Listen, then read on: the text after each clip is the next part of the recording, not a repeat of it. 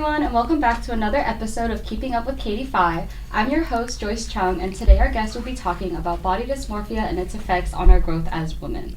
So this podcast is a little more unique compared to our usual ones, given that it's for our annual event, Week of Women. During this week-long event, aKDPhi is dedicated to focusing on topics that women specifically face, so we are able to shine light on topics we would personally want to touch on. As mentioned earlier, this podcast will be regarding body dysmorphia. So just to give our audience a clear definition of body dysmorphia, body dysmorphic disorder is a mental health problem. If you have BDD, you may potentially become so upset about the appearance of your body that it interrupts your ability to live normally. A lot of us have what we believe are flaws in our appearances, but body dysmorphia can skew our reaction to this flaw to become overwhelming, and negative thoughts about your body can become hard to control, leading to negative, consistent thoughts. So I'd now like to introduce our guests on this podcast, so go ahead and introduce yourselves. Hello. Hi, I'm Hannah. I'm a junior, majoring in journalism and Spanish. For my organization that I'm affiliated with is the Asian American Student Union here on campus, and also the Filipino Cultural Association. Hello, I'm Ariel. I'm a junior majoring in immersive media design and info sci. I am part of Sigma Psi Zeta here on campus. Hello, my name is Rachel. I'm a junior and my major is hearing and speech science. My organization is Kappa Phi Lambda. Nice. Thank you all for coming. I'm glad you could all make it onto this podcast episode. So I'm going to go ahead and provide some facts on our topics as we discuss body dysmorphia today. But to start off with, there was once a study that reported 53% of American girls are unhappy with their bodies at age 13. This percentage reaches 78% by the time girls reach age 17. So to start off our discussion, based on the definition of body dysmorphia that I described earlier, I would like to ask you all if there was ever a point where you became insecure of how your body looked and what caused that or made you feel that way. And anyone can start whenever you're ready.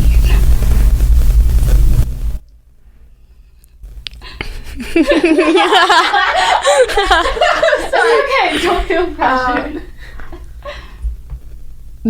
So the question was like, if there was ever a point where, I guess I felt like ever like insecure about like my own appearance and like body. And like what caused that, or like? I think for me, a lot of my body insecurities kind of stem from what I've been hearing from like my family. So, especially my sister, she had like her own insecurities, and a lot of times I would hear what she's insecure about. And I would just like ruminate on that, like marinate and like, oh, like she thinks her arms are too big. And I'm like, oh, like I wonder if my arms are too big. And so I think like that started becoming more of a thing. I think like in high school, I think in middle school, from what I remember, I think I was like pretty secure in like my, I guess my body image. But I think especially like in high school, you are like surrounded with people who are, I guess, increasingly more insecure about themselves, and I think that kind of rubbed off on me. So it's just like outside of my family, also like my friends, also like I guess like other external factors like social media and everything, but that could be like another conversation I think for later. But I think that's for me, like I think that's like where it started. True. Yeah. Also for me, I guess it probably started in like high school, like through social media, and then just like I gained a bit of weight when I moved, and just being surrounded by new people, I was like really uncomfortable. And then I guess starting college also, so like transition periods. But it didn't really affect me in middle school either. I was like a true born gremlin. For real. Oh. So yeah, I guess like going off with Hannah, I think my family has a lot to do with, like, not my family, but more of my culture, because I feel like they have this body image of just like being skinny, and like even if they say you're fat, like even if you don't look fat, like it just sometimes hateful words, like they don't get how you feel, and it's just hard to just even like talk about it with like people of your own culture too, because sometimes they would just like disregard your comments and would just be too isolated. Yeah, for sure. Our next question is actually, has your family or culture ever caused Okay, that's segue. Ooh. Yes. But feel free to just like expand on what you talked about if you did already mention family and culture, but has your family or culture specifically ever caused an impact in the way you view your own body, especially with like the overall ideal standard of Asian Americans, like ideal body types?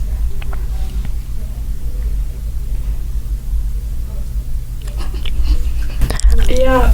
Oh. No, you can go ahead. No, you can. No, it's okay. You said yeah first. You beat me to it. Go ahead. Yeah, I guess like since I wasn't the only one who didn't talk about culture, like I think I didn't really pick up on that until like I reached a certain age, and then like family around me and like extended family, they'd make like small comments, and I just like started. They were like really small comments, but then they kind of just like, I was already insecure at the time, so like they kind of just built up, and I was like, damn, like why is my hair curly? Like why am I not skinnier as my sister? Like small things. Yeah, and like I guess Korean beauty standards of being like thin, like small. So like that kind of got to me, and also already feeling like an outsider in a very white school. Yeah.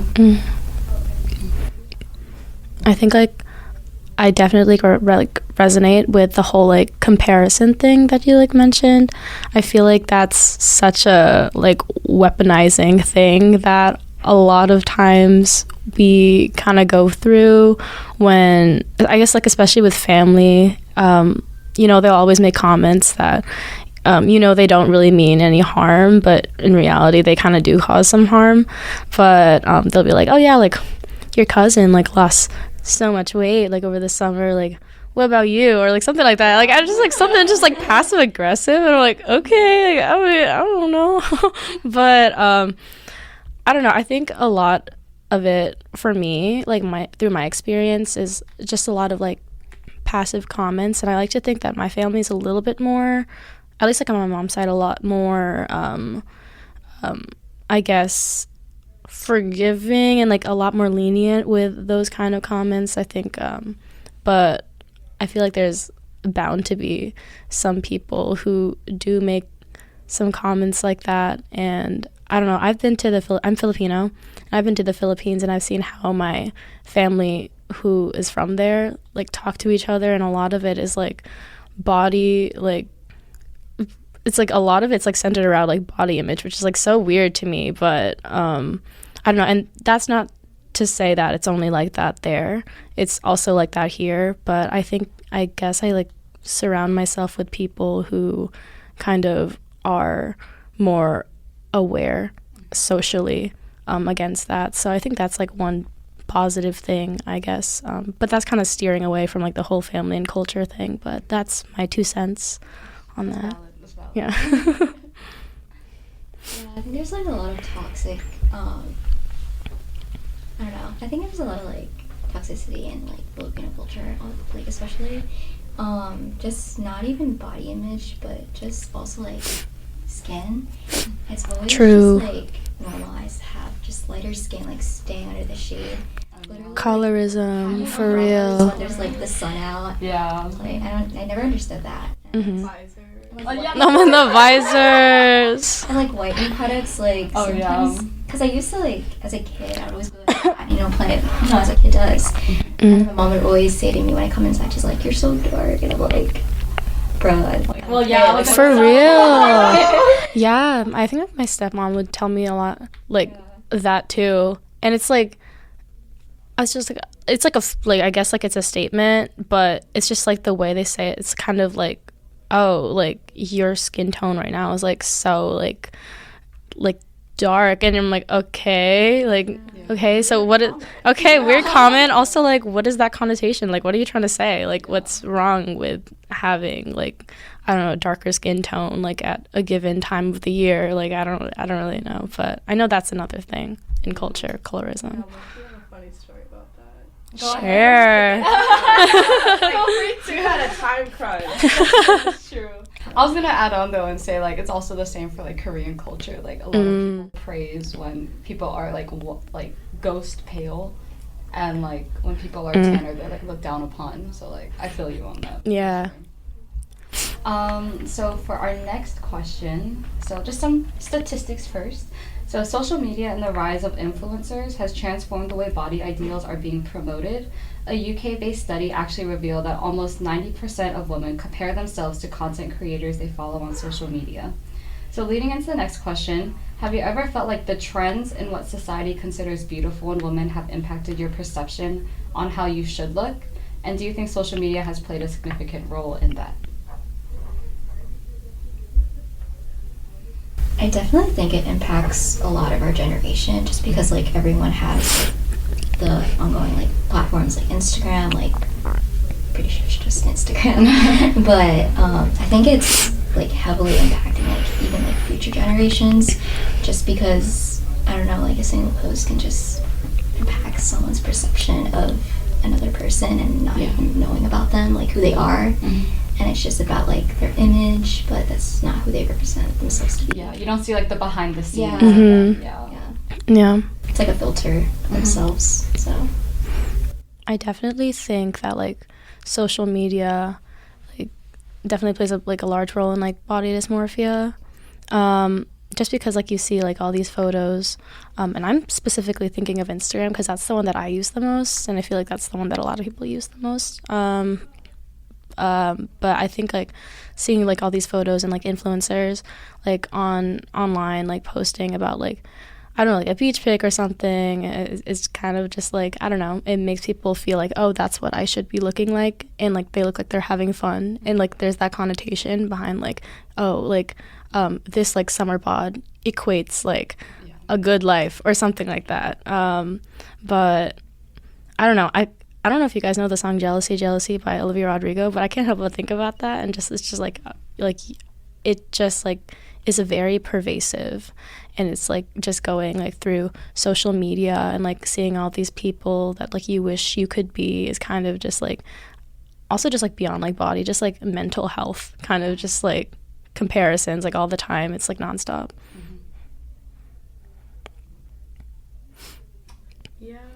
I got all of it. Like, I don't know. I've like deleted Instagram for those reasons. Like, there's no point in having. I want to do that so bad. This is the I use the app. Like, it's not an account. Oh yeah. My everything, but it's gonna go back. Oh yeah, for sure.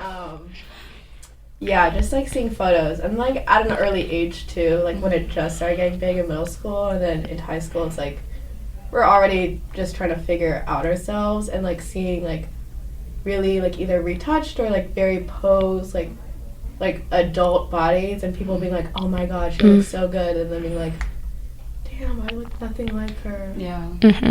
I feel that. And like, have you guys ever thought about how like it's varied between like years what society looks for in women? Like sometimes they wanted like a super skinny woman, right? And like even like up until a few years ago now they want like the thick slim thick kind of kind of bodies. Like, do you think those trends have also impacted you guys before? Like, have you ever wanted to like match those trends? Or For sure. yeah, I will. Yeah. I mean, yeah. Does anyone have any thoughts on that? I feel like a common denominator is like being like the whole skinny thing. I feel like that's like never really changed much, and I think that's like a lot of the times what I find myself kind of wanting to be like, oh, I wish I was like a little skinnier, like why are my arms like a little like I don't know, they look a little big in this photo, like but I don't know, yeah, like the whole like slim thick thing, like I'm like, oh dang, I wish I had a bigger butt, like maybe we should like start doing more squats, or like I don't know, there's like something like that. So it's like the motivating factor for me to like I don't know, like go out to the gym or something is mostly because like I'm not happy with my body, which is not something that you should really be doing. It's more like I hear that people should be going to like, you know, because like you love your body and like, but I don't know, I haven't felt that yet, but hopefully like I'm on the way there. But yeah, I think so. Have you guys ever noticed that like saw a video recently. Have you guys ever noticed that like old like Disney or cartoon characters, like the moms and the kids are always like they have a tiny waist I'm and a like, voluptuous I'm thinking of the butt. Incredibles right now. Yes, The like, Incredibles. Like they've stayed like being like It's a good example. yeah, like, they're like the prime example of this subject. Yeah. So our next question is, do you guys think college encourages a more positive body image, like based on your own experiences so far in college?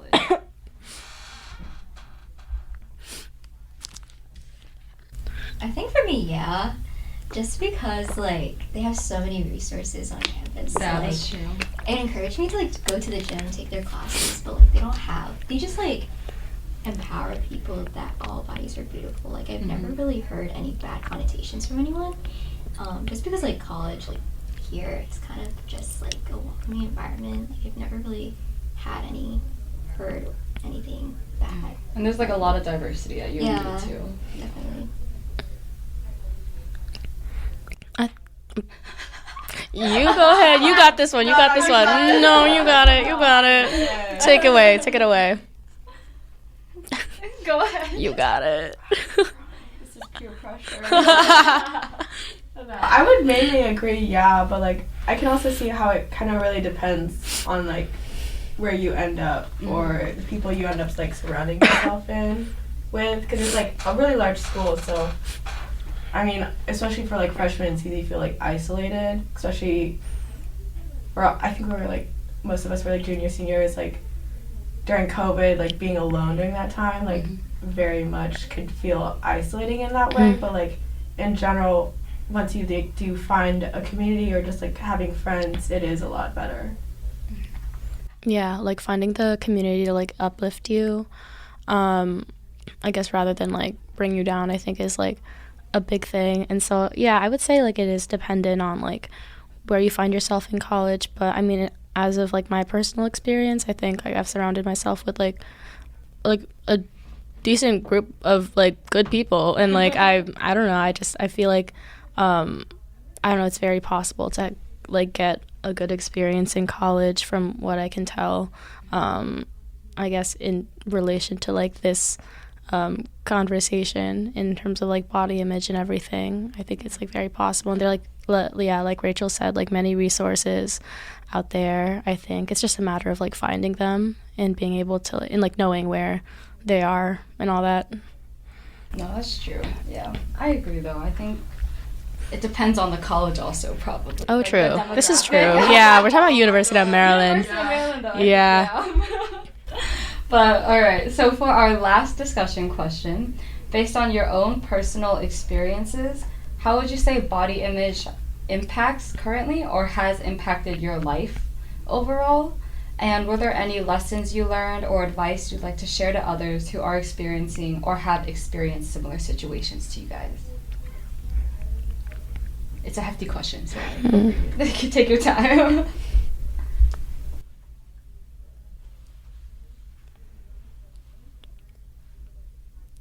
I think for me, I don't know, specific to college, like I now live in like an apartment and I don't really have like a dining plan, so a lot of what I eat is supposed to be like what I meal prep, and I'm not very good at that. So a lot of the times I find myself kind of just like skipping meals, and which is like not good. And also like I like to think I'm also very busy, so I kind of use the excuse like, oh, like I'm too busy to go to my apartment, like, oh, I want to save money, I don't really want to eat.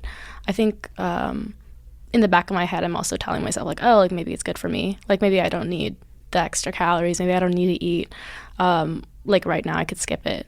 But I think through doing that I've found that like I've struggled a lot with like physical health.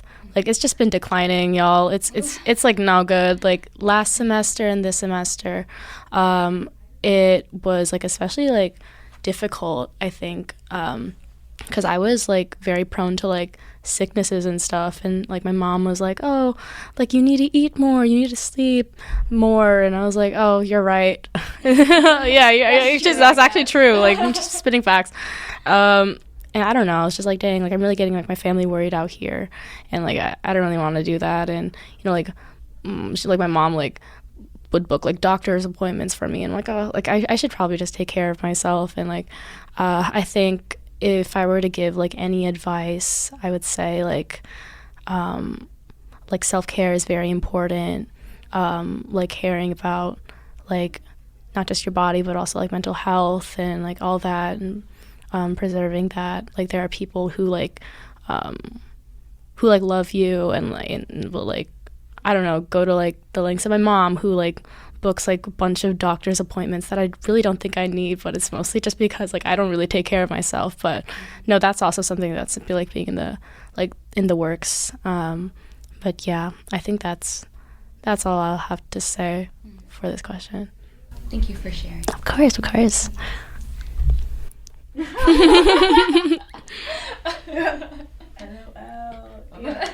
I mean, I guess like just thinking about your answer and like that just reminded me. I was like, oh dang, like there were times I was like, my mom was like, Ariel, please, and I was like, so I guess like my advice would just be like, don't be afraid to like be supported by others. Like I feel like I really fell into the trap of like trying to hide it. Yeah. Which like obviously just made it worse, because then like people are just thinking you're being secretive because I don't know, I looked unwell. So like I just feel like a lot of times now like people think they need to be together like by themselves, like they need to be on top of it, grind culture, blah blah blah blah. True. But like I don't think it makes you weak to like rely on your friends and family. For sure. I guess like get off your phone. True. That's valid. Thank you as well for your response. Yeah, I think that applies to me because, like, usually I don't eat when I'm, like, stressed or, like... Yeah. Yeah. So, like, just asking for help is pretty much my advice because I'm usually, like, independent for myself. But just finding the right friends, too, like, them asking, did you eat today? That's something that can, like, that impacted me. Because every time, I know my big, she's always like, did you eat today? Did you eat today? And I'm like, no one usually asks me that. I know I shouldn't be relying on her to, like, ask me that. But it just, like, shows that there are people that will care for you, even if it's the littlest things, so. Aw, that's so sweet. That's always the sweetest. Like, did you eat today? Oh my god. Okay, so that is all we have for today. So thank you, Hannah, Ariel, Rachell-Angelie, so much for joining our podcast today. Woo!